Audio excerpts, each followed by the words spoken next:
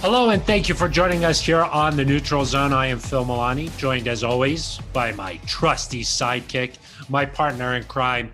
Really, the best way to describe this person is my everything. It's at Eric Dalala. Phil, good to see you. Good to be with you on this Christmas Eve. Yeah, Christmas Eve. One of my friends, Right. I heard when they were growing up, called it Christmas Adam. Like, because Adam and Eve. It's clever. It is. I had never heard that before. I do get that, yeah. Yeah. You got it? Adam and Eve? Yeah, I think it makes sense to me. Got it. Well, Eric, we've got a great show in store for Neutral Zone Nation today. We'll have our usual shenanigans. That's fact, and fiction. We'll also play fill in the blank. And then we'll dive into this matchup with the Chargers coming up on Sunday. We'll talk about Chris Harris Jr. for the first time facing his former team in the Denver Broncos. Eric, of course, he missed the first matchup this season. So this will be the first time that he plays the Broncos. And then we'll talk a little bit about Justin Herbert. You know, the Chargers quarterback is a rookie sensation, if you want to call him that. A lot of similarities to Josh Allen, the quarterback the Broncos just faced. Big, tall, strong arm, mobile. So we'll have to get into all of that. And, of course, anytime you're talking about an opposing quarterback, Eric, you got to compare him to Drew Lock. There's no other way to do it. It's the law. It's the law. That's right, Eric. But before we dive into all that, Eric, I just wanted to say thank you to Neutral Zone Nation. You know, the last time we were on the podcast, we talked about how some Bills fans, Eric, invaded our YouTube page. You can watch the Neutral Zone on the Broncos official YouTube page. And some of the comments, not very nice. So we talked about that the last show. And then when we posted that, NZ Nation really stepped up and defended us, Eric. I'm not sure if you saw those. It doesn't surprise me. I mean, they're there for us through thick and thin. They love us. Eric Ramos, who we mentioned last time, said, thank you for the shout out. Always enjoy your show. You guys make my day and my week. Like always, let's go Broncos. Let's go Neutral Zone Nation. Ignore the haters. I love that. Ernestine Dominguez said, great show. Enjoy watching. Keep up the good work. Anthony Bomer said, it's awesome you guys don't get bothered by the negative comments. I absolutely love these podcasts. You guys do amazing. And I know y'all love our football team. Pretty nice comments there, Eric. Didn't we get a voicemail too, Phil, defending us? Did we get one? I believe so. This is Bronco Batman here. You know what? I don't appreciate all the negative comments that y'all have been getting. I feel like y'all are my boys. You know, the old Phil and Delisle. You know what I'm saying? Y'all are my boys. You know, y'all are like my Robin and my Catwoman, you know, the good Catwoman, you know. That's what I feel like y'all are to me. But anyway, I appreciate the good job that y'all are doing. Always enjoy your podcasts. I'm kind of in the middle of your latest one now, but I saw the negative comments y'all were talking about in the first part of the show. But anyway, I appreciate y'all. Tough loss. Looking forward to playing the Chargers. So let's go. Uncle Batman, I'm out. He didn't even have time to finish the podcast. He had to pause it in the middle because he was so upset, and he called in just to defend us. I can't believe we almost didn't play that voicemail, Phil. We just have to keep you in check sometimes. Yeah, I appreciate that. Who do you think is Robin, and who do you think is the good Catwoman? I'm not sure, Eric, and I'm not sure if I want to explore that too much because it's a little confusing. Yeah, exactly. I don't know if I want to explore it either. Yeah, it's a little bit strange. Also, like, strange to be like, I really want to be Robin. Like, nobody's like, I want to be Robin. Oh, I think good Catwoman is certainly preferable to Robin. What about bad Catwoman, like Michelle Pfeiffer Catwoman? I think I vibe with bad Catwoman. I think that's how I would describe myself.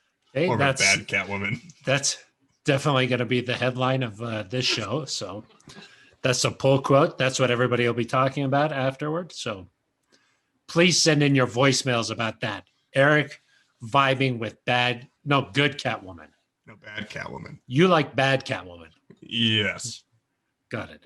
Please send in your voicemails and comments and leave an email, like we like to say. Exactly. 707 neutral is the phone number where you can leave a voicemail. 707 neutral. Eric, what's the email address again? I think it's neutralzoneshow@gmail.com. We got a lot of good ones, Phil. Yes, we do. Including the revelation that John Jornad and the Lone Ranger are the same person. I can't believe you just revealed that. You revealed it to us. I know, but that should have just been a secret, I think, Eric. Got it. Yeah. John Jordan also did not appreciate my explanation of what happened between Reisner and Cushenberry. No, well, it seemed like you were just making stuff up. So that's probably why. Yeah. I should have just let you do it, Eric, because obviously you know so much more than I do. Well, I just came out and said I didn't even know what you were talking about. I didn't even see it. And you were like, yeah, they were in the huddle. They were playing patty cake. They were touching each other's helmets. And that's what happened. I did not. Apparently not correct. Okay. Anyway, if you'd like to also get in touch with us on Twitter, you can. It's at Eric Dalala with an A, at Phil Milani with a PH. Non-traditional spellings there, but just another way you could get in touch with the show, or also leave a comment on the YouTube page there. So, Eric, with that, let's move on and get into our first topic here. The Broncos once again, it seems like every week it feels like this. They're going to be facing a hot quarterback, one of the better quarterbacks in the NFL, in Justin Herbert. Yeah, and Phil, he's been playing really well. I think back to the primetime game he was in a few days ago, throwing a bunch of bombs down the field. He was impressive. They beat the Raiders, which I think was their first division win in a couple of years, so they've clearly taken some steps there. Phil, when I think of Justin Herbert, I think of playmaker, and the reason I think of that compared to what I maybe think of Drew Lock, which is developing quarterback, is that Herbert makes all these plays, but he doesn't make the mistakes. And, he makes a few, but again and again, he's not turning the ball over. He's more likely to throw an incompletion and punt it away as opposed to having a big mistake. And so I think that's kind of the difference right now between Drew and Justin Herbert, because I think Drew's made some throws that are just as good as Herbert's. He's made some plays that are just as good, but Herbert's maybe a little bit more consistent and is able to stay away from that big mistake. Yeah, I mean, I think that's the big thing, is that you've got to be able to stay consistent. I mean, that's an important thing for a quarterback to do. You're right, Eric. The Chargers lost all of their division games last year. They had lost all of them this year until they beat the Raiders in overtime. Their last win prior to that Raiders win against a division opponent came in week 17 of the 2018 season against the Broncos. So that tells you a little bit about their struggles against the AFC West. But yeah, Herbert has been, playing really well.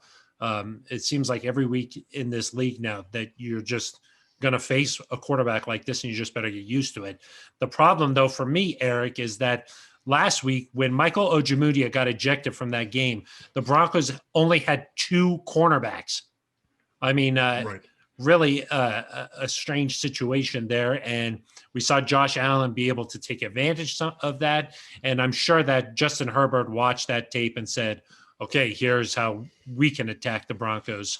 But you mentioned it, Justin Herbert, more than 3,700 yards this season, 27 touchdowns, 10 interceptions.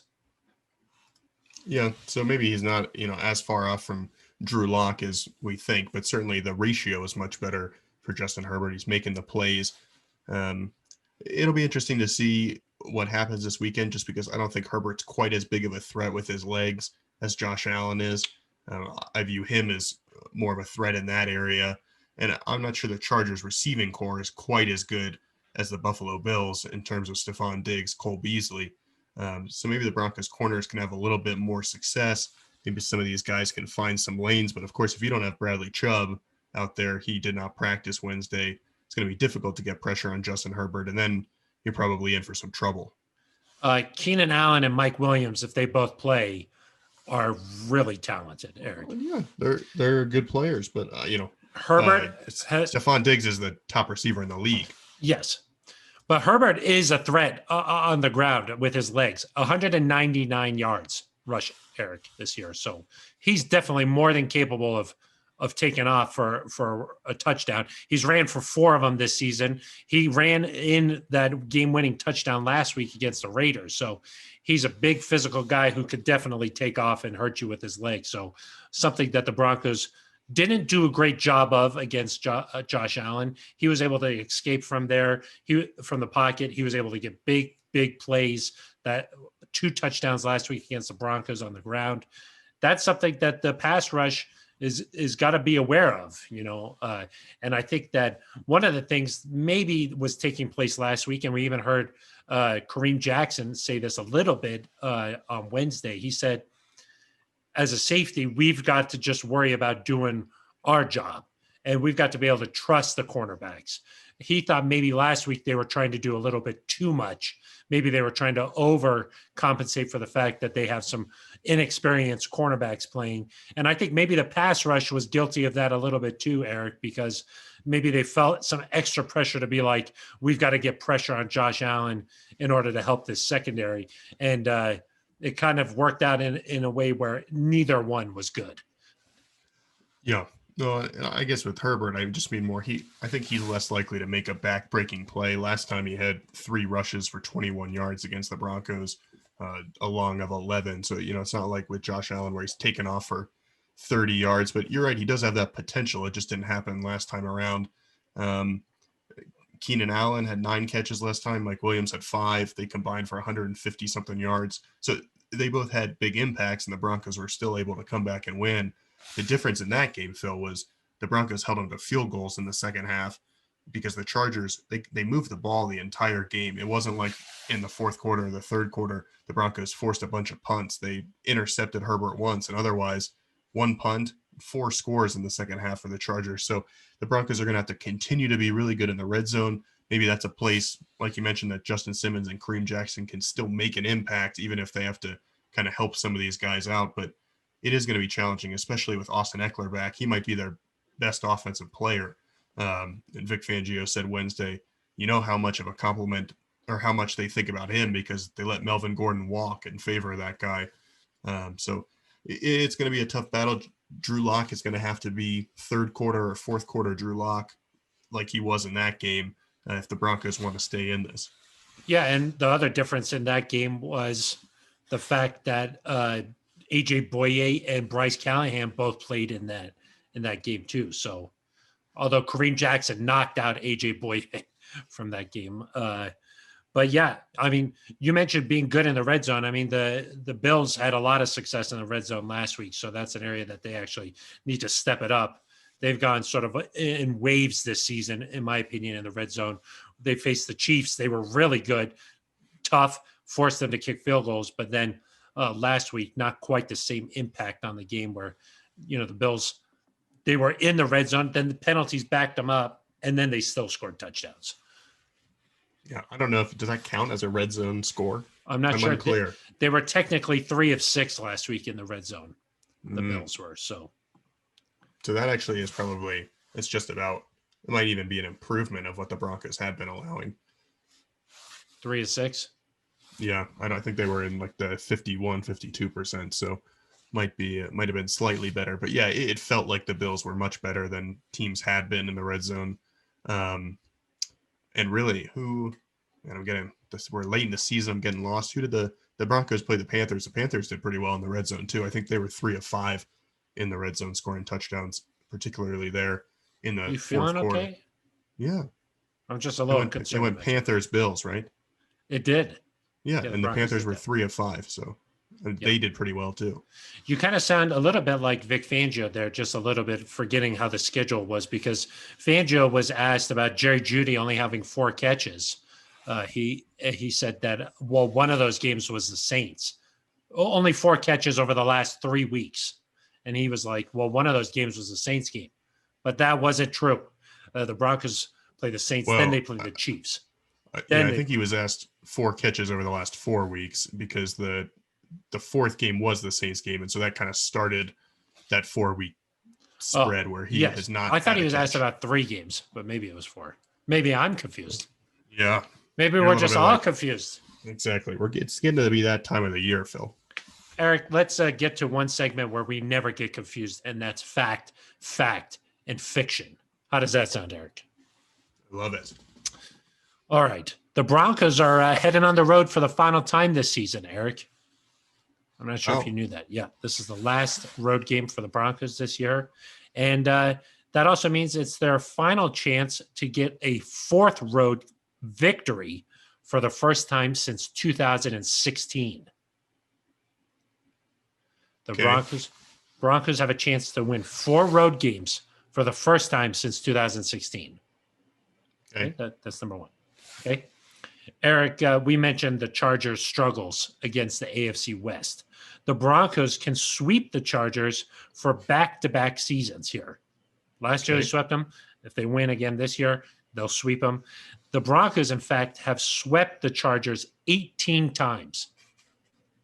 Okay. Okay. That's the most of any opponent. That's the most sweeps that they've had Against any opponent. Okay. against any opponent. Okay.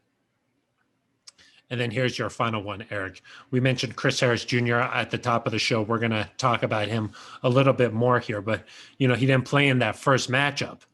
But Eric, he had a tremendous career in Denver, 9 seasons in Denver. He now has 21 career interceptions, Eric. Okay. 21. That puts him in the top 10 among undrafted players. Wow. Well, let's go through these a little bit because I think it's Okay. more fun for the fan as opposed to, when you kind of go through it a little bit, you explain some of what you're thinking. That 2016 season, they beat the Cincinnati Bengals on the road. Correct? They beat the Tampa Bay Buccaneers on the road. Yes. They beat the New Orleans Saints on the road, and they beat the Jacksonville Jaguars on the road. And I think they lost to the Titans, Chiefs, Raiders, and Chargers. So they would have gone 4-4. So that one's true. I think that's Yeah, true. but what about the last couple of years? Oh, that certainly hasn't happened. Yeah. Come on. The Broncos have gone 5-11, 6-10, and 7-9. Those have not all come on the road.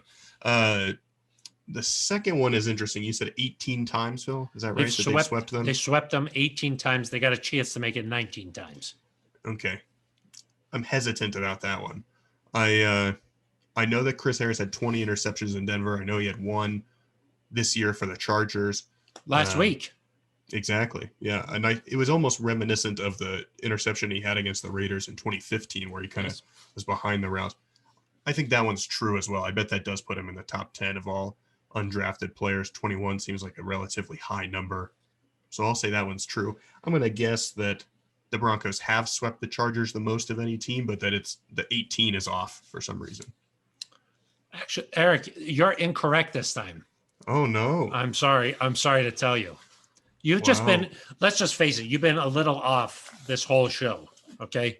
It's been going on for like 5 minutes. The Broncos have swept the Chargers 18 times. The next closest is the Raiders at 17.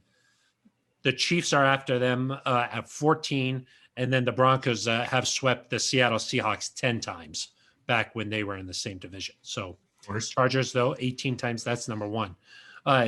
Chris Harris Jr., it's interesting that you thought that was top 10.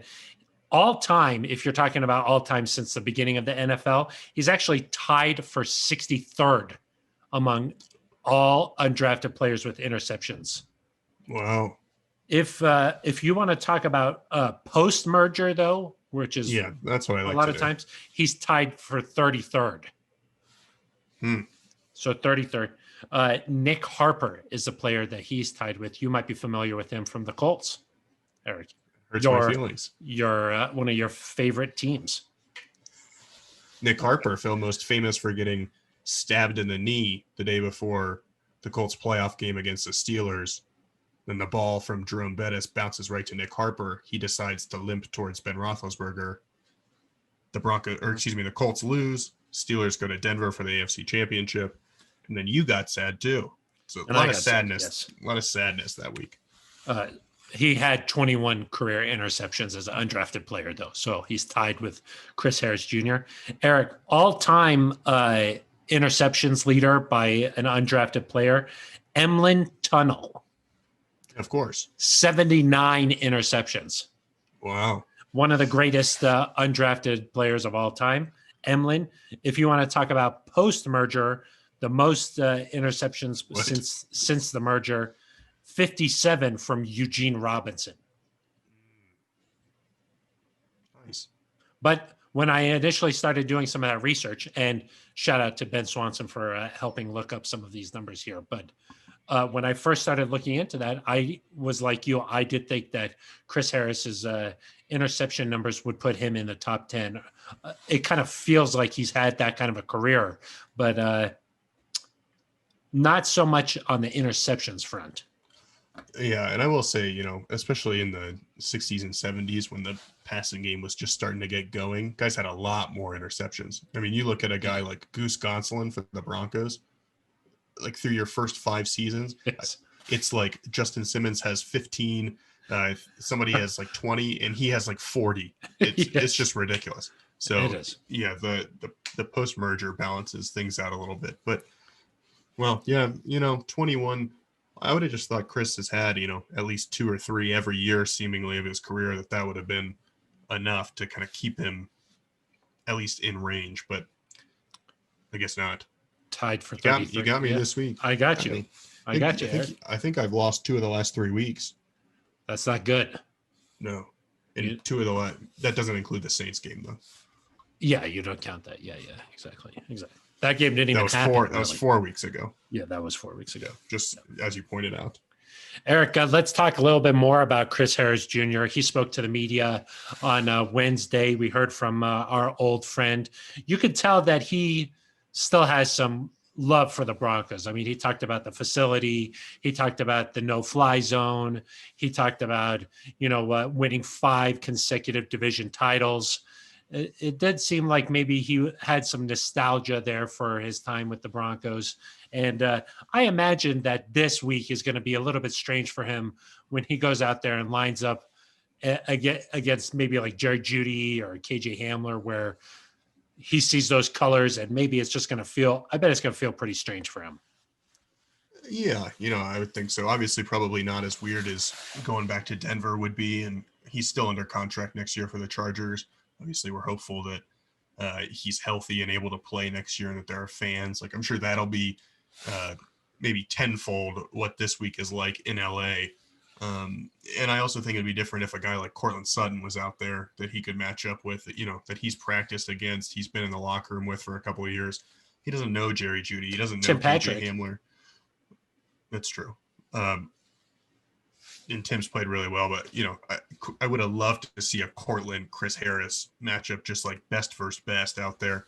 And a lot of the guys at a certain point, it does, you feel an attachment to the team. At some point, those connections start to fade. A lot of the guys that he played with on defense, especially, of course, when the Broncos were really good, are gone. And, Vaughn is not playing, obviously. Justin Simmons still played a few years with him, but that secondary is going to look, he played a year with Kareem Jackson. He didn't play with Michael Ojemudia. He didn't play with, I guess he played with Devontae Bosby, but, that's going to start to look, it's just different guys. And so I wonder how deep some of those connections will run, other than just the feeling of like, hey, this is my former team, and he'll obviously want to perform.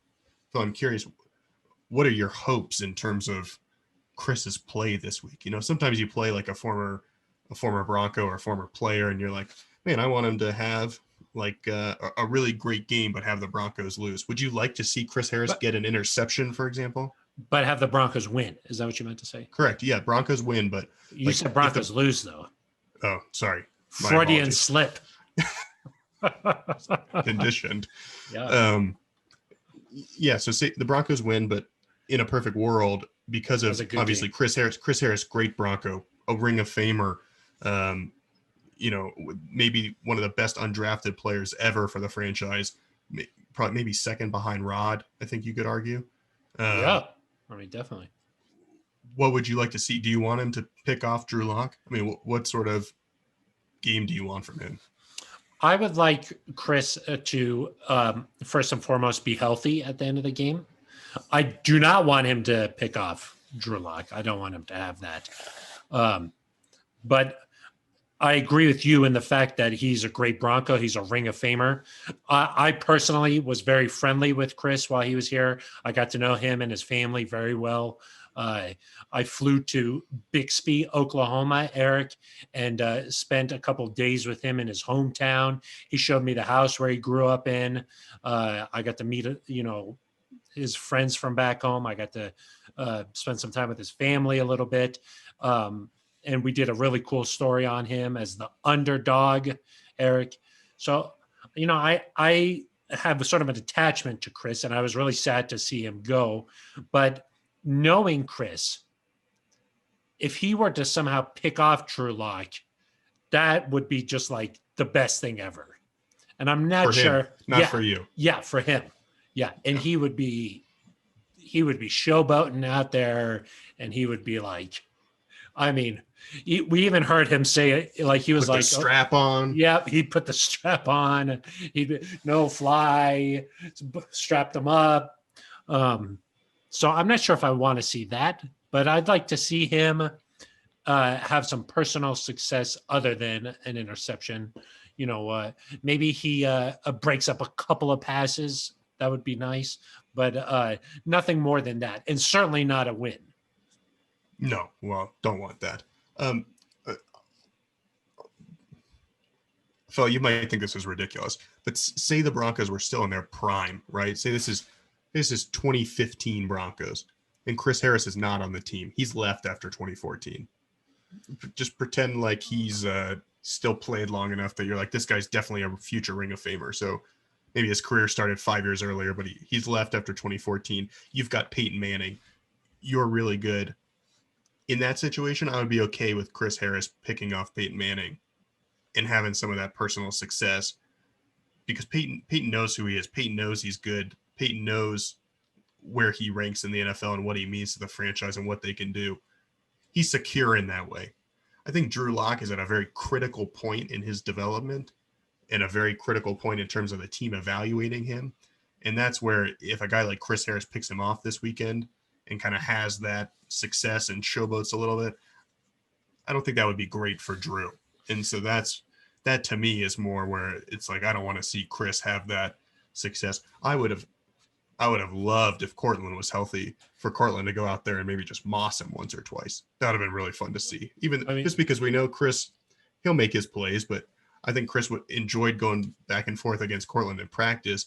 He wants to go up against the best. And so to see him go against Jerry Jeudy in the slot a couple times, or if he's matched up with KJ Hamler, I mean, that'll be fun. But, I think as much as Chris likes to talk out on the field, you want the Broncos to get the better of those matchups. Yeah, and I don't know if Chris would be matched up against a guy like Cortland out on the outside, bigger wide receiver. That wouldn't be very favorable to Chris in most situations, I would imagine. But Eric, it's interesting you brought up the Peyton Manning, because I do remember, I think it was Peyton Manning's final game against the Raiders. Charles Woodson had 2 interceptions against Peyton Manning, and that was the first time he had ever intercepted Peyton Manning. Of course, they came into the league at the same time. They left at the same time. And Charles Woodson won the Heisman ahead of Peyton Manning in college. So those two sort of had some competitiveness going on with them. And I remember after that game, this is Hall of Famer Peyton Manning. All these years later in his career, he's already accomplished everything. And somebody said, "Hey, Charles Woodson got you a couple times there. What do you think?" And he goes, "Yeah, I've also thrown a ton of touchdowns over Charles Woodson, so take that." And like he had like a couple of those one-liners a couple of times there, where also at the Super Bowl, before Super Bowl 48, Richard Sherman said that Peyton Manning threw a lot of ducks. This was Peyton Manning. Interceptions, yeah. This was Peyton Manning 2013. This is when he set the record for most touchdowns. And he goes, "Yeah, I've also thrown a lot of duck touchdowns." So, Eric, there were a couple times where Peyton had some good zingers. Right. I wouldn't be worried though about an interception changing the trajectory of Peyton's career or helping make the organization make a determining choice based on a couple interceptions. I think if Drew goes out the next 2 games and really struggles and throws a couple interceptions and no touchdowns in each of these games and loses, and it looks like he's headed back on a downward trajectory, maybe the organization thinks hard about what the plan is. So I do think these next 2 games are critical, and that's why, especially Chris. Chris will just Yes, that's what I'm saying. He'll enjoy that a little too much. He was asked about Drew Lock. Yeah, he was. He was asked about Drew Lock on Wednesday, and he said that he's made some bad throws this year that he'd like to have back, some mistakes where he's turned the ball over a little bit. Normally, you don't hear an opposing player talk so openly about stuff like that. They would just be very complimentary of the opposing quarterback. Not in this case necessarily from Chris, who sometimes in the media definitely kept it a little too real. But that's what you like about Chris, though. Oh, yeah. Very honest.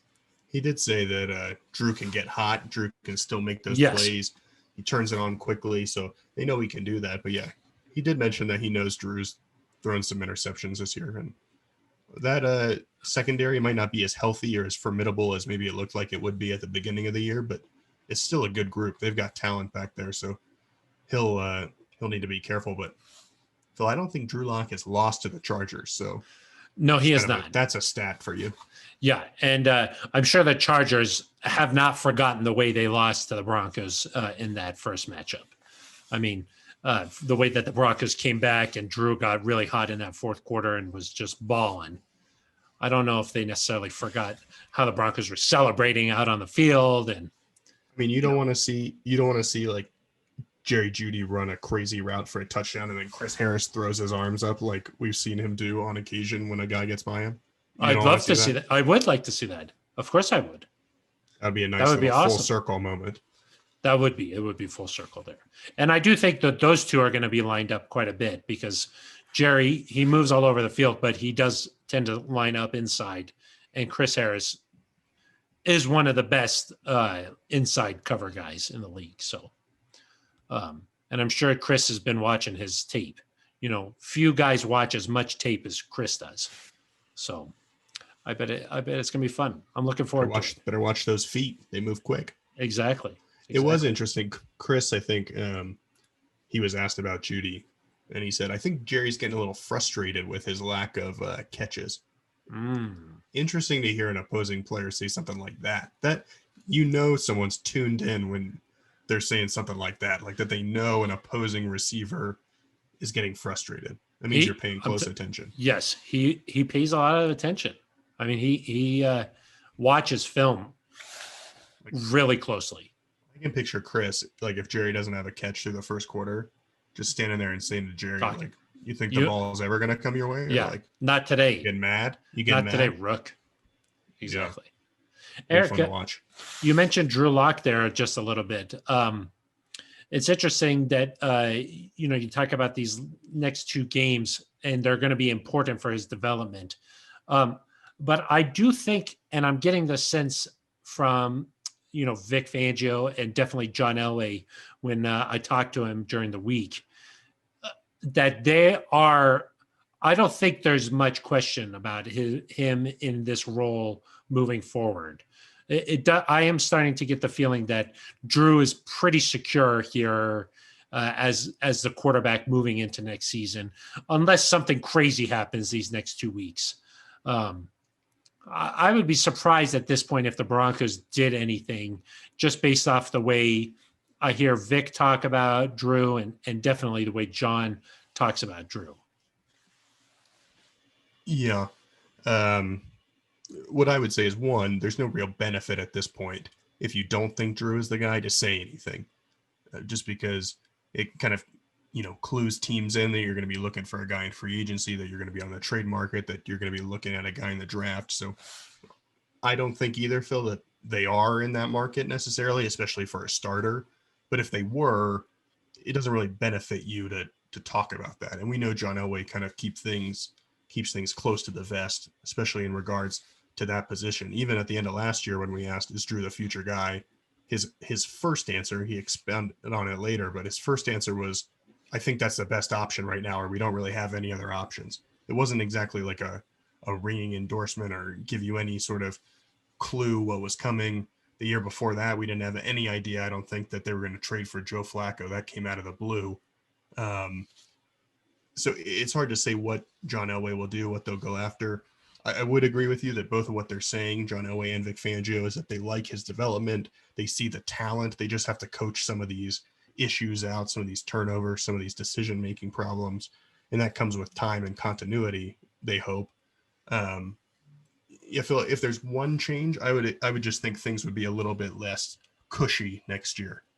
This year, no matter how Drew plays, you throw 4 interceptions against the Raiders, you're the guy. There was not a thought to starting Brett Rippon or seeing what he was going to do toward the end of the season.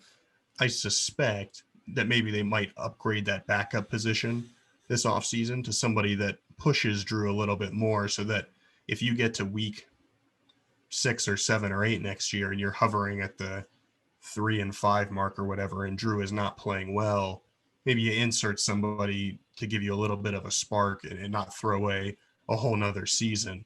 And so I think this is Drew's kind of like, last year was his taste. This year is Drew's learning year. And next year, at least the start of the year, is the prove it. You've got to go out there and do it, because at some point it does become, I know you've only made 16 or 17 starts, but when you get into that 20 range, you've got to start showing that you can do it. And if that doesn't happen, maybe the backup situation is one that there's a little bit more competition there. And so, yeah, so I would say I'm 80% confident that Drew Lock will be the starter on day one, but I'm also 60% confident that the backup caliber will have increased, and that maybe Drew's facing like a real, hey, I've got to prove it here over the next few months, or else we will make a change.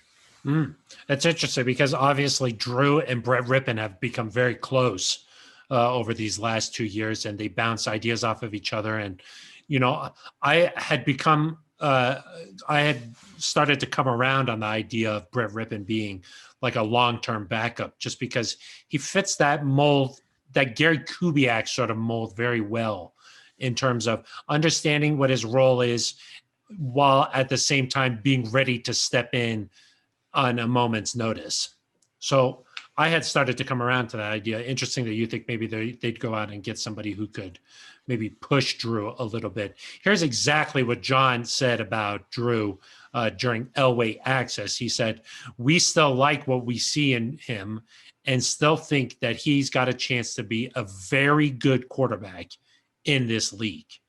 He went on, earlier in the conversation, he did say that there's some consistency problems, and that, they want to see Drew eliminate mistakes and play every week more consistent. And I think you asked Drew about this on Wednesday, about stacking good games on top of each other and being able to build on this momentum. And he's got a chance to do that here in these last 2 games where, the last 2, he hasn't thrown an interception. It would be awesome if he could finish out the season with 4 consecutive games without an interception. I think that would be big. Eliminate maybe that fumble, which really changed last week's game. Eliminate some of those things, but and also play well at the same time. He does have a chance to definitely secure that position. But in my opinion, I think that the Broncos are going to move forward with Drew Lock. At least right now, that's what they're thinking. Yeah, and I like Brett Rippon. I agree with you what he does for Drew Lock. It's clear he's a confidant for him, that Drew trusts him. Maybe there's a way you keep 3 quarterbacks, or Brett stays on the practice squad or something like that, and you keep him around until he can become, either Drew gets to the point where you trust Drew enough that you don't need to push him with a backup or with a veteran backup, or Brett becomes that guy. But I would see the value of whether it's I know he's unlikely to get traded now, but if it's a Sam Darnold or a Nick Foles or one of these kind of like middle level guys that It's not like you're replacing Drew, but you're turning the heating pad on Phil a little bit, and you can feel the heat just a little bit, enough to kind of have him kick it in gear. I think that would be valuable in some ways. You mentioned the interceptions and how he's kind of cut down on those. He has been better since the Miami game, that 0 for 6 start in the Miami game. He's completed like 67% of his passes, which is close to what he did last year, and it was a good number. His passer rating is over 100. He's still not playing like a top 10 quarterback, but he's in that 15-ish range, which is, I think if at worst he's a 15-ish quarterback and occasionally you get a game like he played against the Panthers, that's pretty good. I think that's long enough that, he stays around here for several years and you look at him as the guy. And I think what is difficult for him is that because you see Patrick Mahomes twice a year, Phil, everyone just wants to say like, you have to get a guy that's Patrick Mahomes. And the likelihood of that happening is just not very high. You're going to have to build around a guy that's not quite as talented, whether it's Drew or somebody else, and beat the Chiefs as a team. But I do think Drew, when he's been good, has shown he can be as good as Justin Herbert or Derek Carr or whoever in the division. And so that's more where I look at what he needs to be. Just, can you be an average or slightly better than an average NFL quarterback with the ability to take over games at times? And, maybe that means he has seasons where he plays like Josh Allen and pushes that top 5 range, and that'd be great. But I think if you're going to keep drafting guys again and again until you find a Patrick Mahomes, that's great if it works, but it works for very, very few teams. And Eric, even when you talk about a guy like Patrick Mahomes, the players around him make him look good too. I mean, he's obviously extraordinarily talented, but he's also playing with probably the best tight end in the game and arguably the best wide receiver in the game, in Tyreek Hill.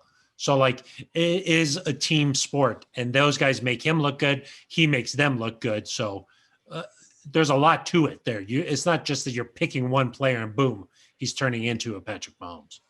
What would the Broncos record be if you swapped Drew Lock and Patrick Mahomes? Interesting question, Eric. Everything else is the same. So you still lose Cortland Sutton. This is Patrick Mahomes' first year in Pat Shurmur's system. I was going to say no Miller. Andy Reid, huh? No Andy Reid. Everything else is the same, but Patrick Mahomes is on the Broncos. Interesting question. What do you think? I think they win 11 or 12 games. Really? Yeah. I mean, right now they'd have 12 wins? Or you're saying at the end of the season they'd have 12 wins? At the end of the season, they'd probably have 12 wins. And would probably win the division. Wow. Okay. And Drew Lock is in Kansas City? Yeah, and I think in Kansas City with Andy Reid and the weapons they have, just because I think those weapons are more mature at this point than the Broncos. Not to say Denver can't get there, but that's probably a team that's pushing Denver. Maybe they have 9 or 10 wins, just because I do believe in, like you're saying, I do believe in the weapons, and the certainly Andy Reid has shown over the years that he's a Hall of Fame type offensive mind. But I don't know. Bill Belichick's sitting at home while Tom Brady's in the playoff hunt with Tampa Bay. Yeah, that's true. I mean, the players have to play the game. I'm not sure if it'd quite be 12, but I think they'd make the playoffs as like a wild card team. So you think the Chiefs would still win the division? Yeah, I do. Do you remember when Peyton Manning left Indianapolis in 2010, they went to like the AFC Championship, and then the next year without Peyton, they went 2-14. Yes, I do. Peyton is a little different than Patrick Mahomes though, because like Peyton was like, he created the culture himself. Do you know what I mean?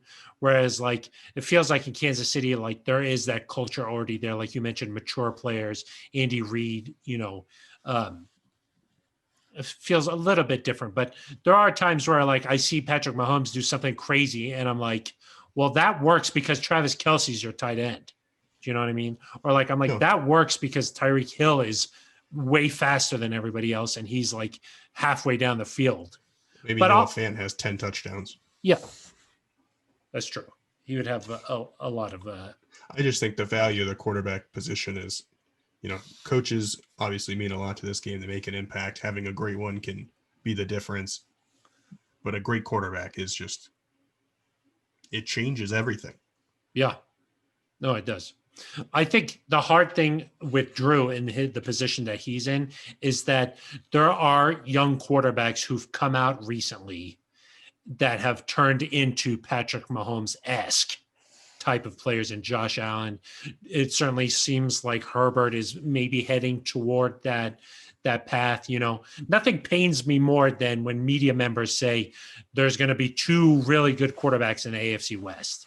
And I'm like, okay, let's just pump the brakes here a little bit. But I don't know. I think that is the hard thing, is because we know that John Elway was interested in Herbert, but Herbert decided to go back to school that year. Or we knew that the Broncos, coached Josh Allen at the Senior Bowl, and then they decided to go in a different direction there. Those things unfairly are burdens against Drew Lock. Yeah. And listen, I don't know if Drew Lock will end up achieving his potential the way that Josh Allen has, or that Justin Herbert has done early in his career, but it's clear to me that Drew has just as much talent as either of those guys. He can make the same plays that they make. The issue is just that is doing it consistently and not making a huge mistake that offsets a big play or a big quarter.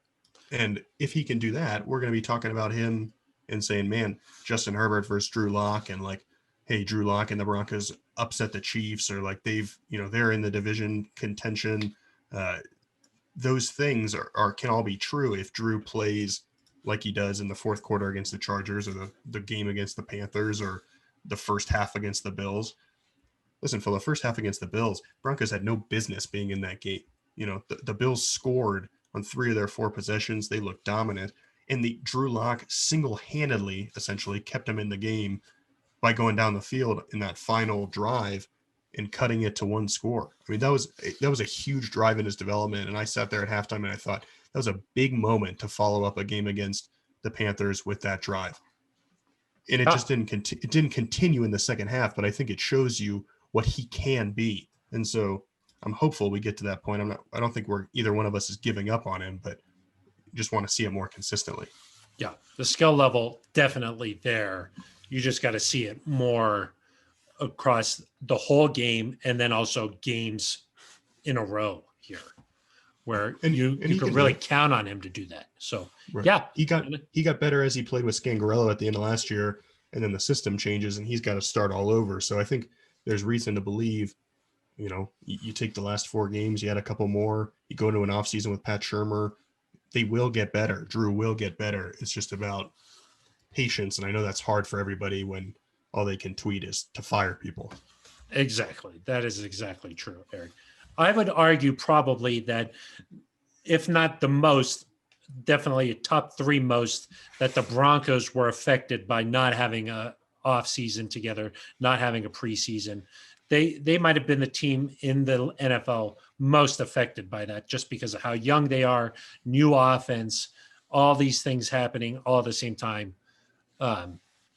It's just been a difficult year. I mean, there's no other way around it. But you do think that in the future, that skill level is there, and hopefully they get that out of him consistently. So, Eric, do you have a fill in the blank for me today? I do. I've got a couple of them, Phil. Okay. First one, we were talking about Chris Harris earlier. Excluding Chris Harris, who we think is a Ring of Fame lock, and Von Miller and Peyton Manning, the other locks. Who is maybe a guy that you think could be a Ring of Famer for the Broncos from that Super Bowl 50 team? Aqib Talib. Can I say that? Sure. Yeah. I think Aqib Talib is definitely I wouldn't say he's a lock. Almost a lock, okay. I would say. Yeah, I would say that, just because all the Pro Bowl seasons, all the pick sixes, just a tremendous player. I've not quite seen a defensive back, maybe obviously Dion, but who, when they get the ball in their hands, look so comfortable returning it. A lot of times, sometimes I'll see Justin Simmons get an interception, and then he doesn't quite look comfortable with the ball in his hands. And oftentimes he kind of weaves around a little bit and then runs out of bounds or something like that. Aqib Talib, when he got the ball in his hands, he was thinking end zone. Like he was thinking, I'm going to score now. And that, of course, goes back to his days playing wide receiver. And, he played wide receiver a little bit at KU too. So I think he's probably a Ring of Famer in my mind. Yeah. Especially as time passes and like maybe some of the things that surrounded Aqib off the field, you kind of forget about those a little bit. And, you see Aqib in the media now calling these games, doing color, analyst role. He's awesome at that. And his charm comes across. And now when you think about it, Aqib, you're just like, God, that guy was so good. And he's so funny and such a fun person to be around. Yeah, and I will say for people who are kind of like, why not DeMarcus Ware? He did not play 4 years here, which means he's technically ineligible for the Ring of Fame. You have to play 4 years. One other lock, Phil, that I should have mentioned, Demaryius Thomas, of course, will be a Ring of Famer. Yes. Emmanuel probably. Yeah, what do you too? I think Emmanuel is maybe even a half step below Aqib Talib, I would think. Emmanuel ranks, between 5 and 10 on a lot of the career reception categories for the Broncos, which means something. He was, of course, a multi-time Pro Bowler, a big-time player. But that'll be an interesting one. I think Emmanuel could be a guy that they're just going to have to put so many guys in from that team, Phil, between Demaryius, Peyton Manning, Von Miller, Chris Harris Jr., Aqib Talib, that, it's kind of like the Super Bowl teams of the 90s where a guy like Ed McCaffrey is still waiting. I don't know if maybe that's where someone like Emmanuel Sanders ends up. And another guy, Phil, that I think is even maybe one step below that is a Derek Wolfe. He played a long time here, doesn't have the Pro Bowl recognition that a lot of these guys do. I don't think Derek Wolfe would make it. Yeah, but he was a fan favorite. I know there will be people that want him in there. But yeah, I agree that he's probably on the outside looking in for me. And then Phil, one other guy, not to belabor this too much, but I do think Brandon McManus will probably end up a Ring of Famer if he kicks a few more years here. He's second currently in a lot of these kicking standings and could pass Elam, of course, if he keeps going. So, and there's a lot of kickers in the Ring of Fame too. So we love kickers in the Ring of Fame. Exactly.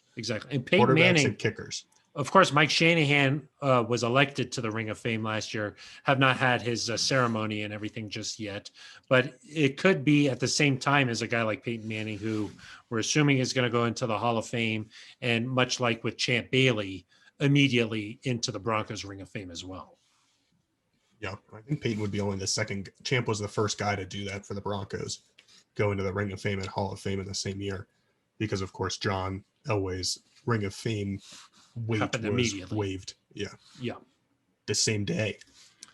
He said, "I'm retiring," and then they said, "Look up there," and it was. Yeah, we already got it ready. It was already in there. When you leave, that's how it's going to be. Yeah, right. They're going to be Did like they tell Phil you who? about that? They're going to be Phil who? What are you talking Phil, about? only one other fill in the blank for you. Okay. Kind of similar. Justin Simmons and Bradley Chubb were named Pro Bowlers this week for the first time. Congratulations to those guys. Yeah, congratulations. Very deserving. I'm not going to let you pick Garrett Bowles here because I think he's on the top of everyone's mind. But you're saying snubs. Not snubs. No. Blank will be the Broncos' next first-time Pro Bowler. So I don't want you to say like Vaughn. First time. Oh, yeah, Vaughn's going to make it next year. Justin will make it again. Like, who's the next guy to get to the Pro Bowl for the first time? It's obvious. It's obvious to me. Noah Fant. Yeah.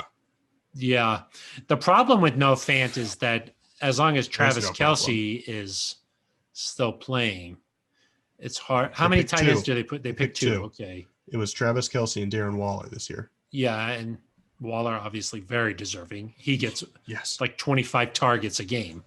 I know, it's your dream. That would be my dream for Noah. Just feed him the ball.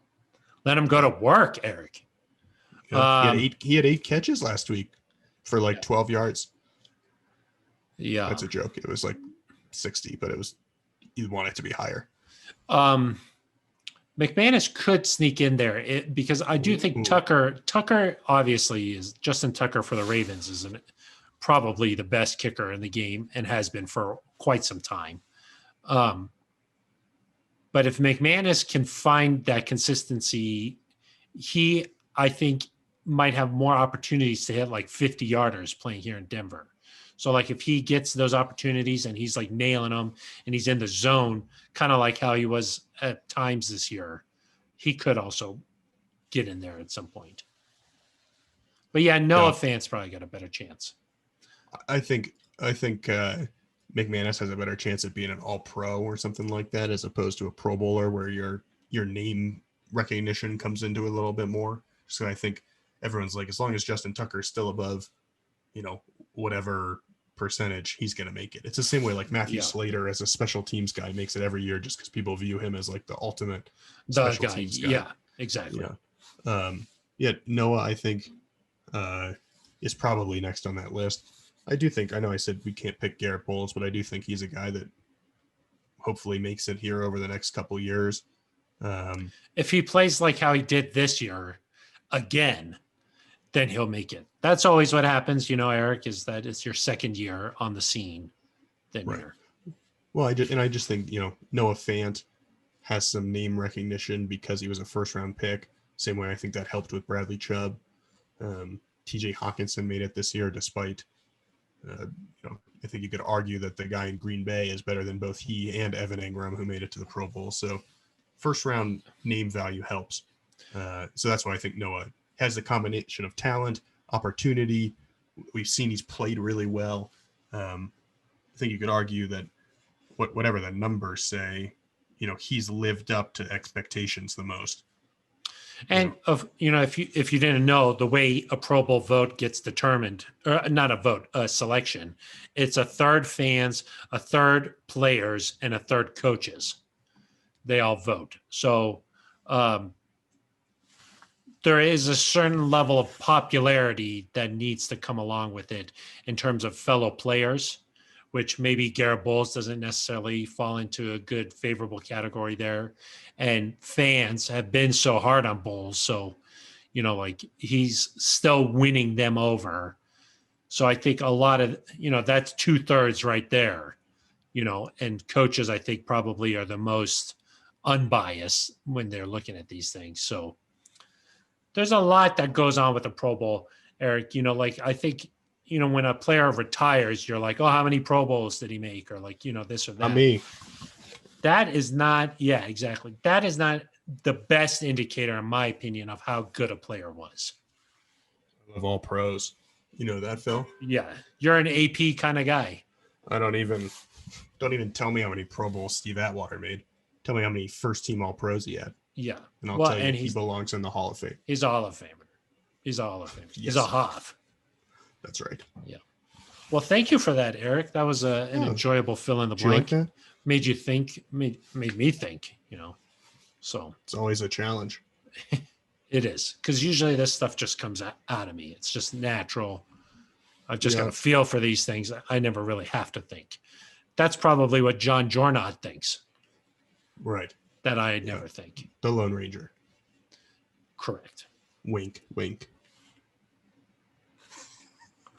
Eric, any shout outs to get to here before we wrap up the show? Wow. We're at that point of the show again. I know. So soon. I'll just give a shout out, Phil, to the roster, everyone on the team, the coaches. That it's been a tough year. We're almost done here with the season.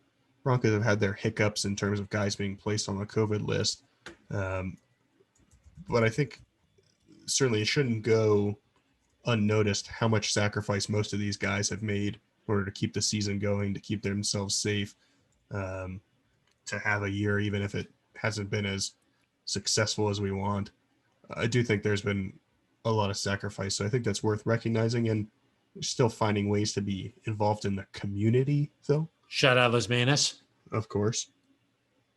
It's important. So it has been a long season. It feels like, more so than seasons in the past. And I know for me personally, being able to spend Sundays distracted, getting to watch, football and, take your mind off of whatever else is going on has been definitely highly entertaining.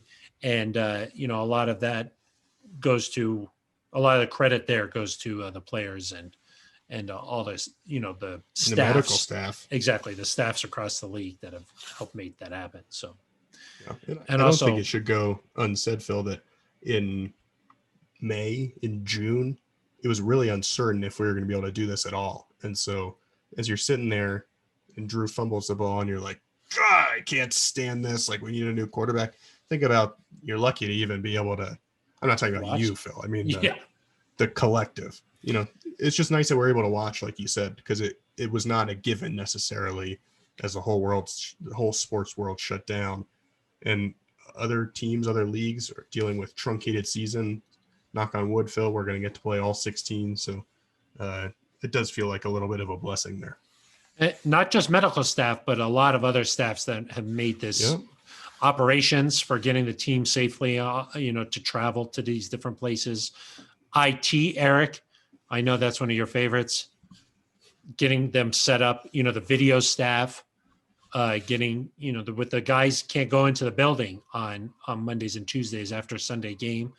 Video staffs have been stretched thin, being able to get video to everybody who needs it. So, it has tested everybody to make this happen. And it's even put a lot of pressure on you, Eric, just to be able to plug in your microphone, get your, your headphones right and be able to do this. So It's not always easy. I know I make it look like it is, but if I'm ever smug or just sound off a little bit to you, Phil, the whole that's time. why it's just so a lot of it's just tough to